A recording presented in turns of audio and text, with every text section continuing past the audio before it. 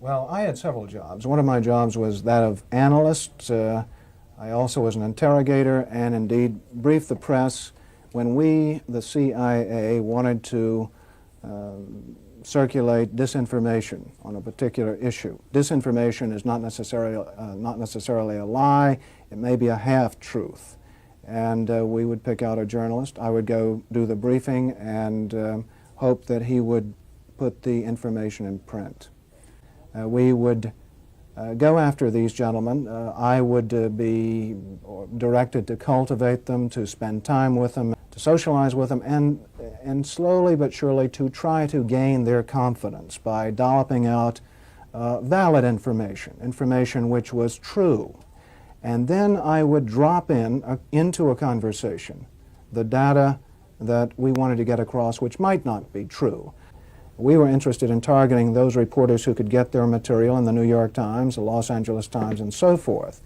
And once again, I want to make it perfectly clear that we were not hiring these reporters. They were not operating as our spies or as our dupes.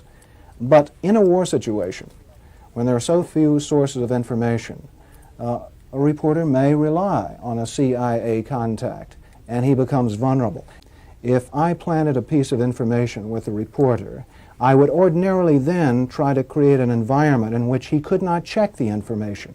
I would go to the British ambassador and brief him on the disinformation I had just given the reporter.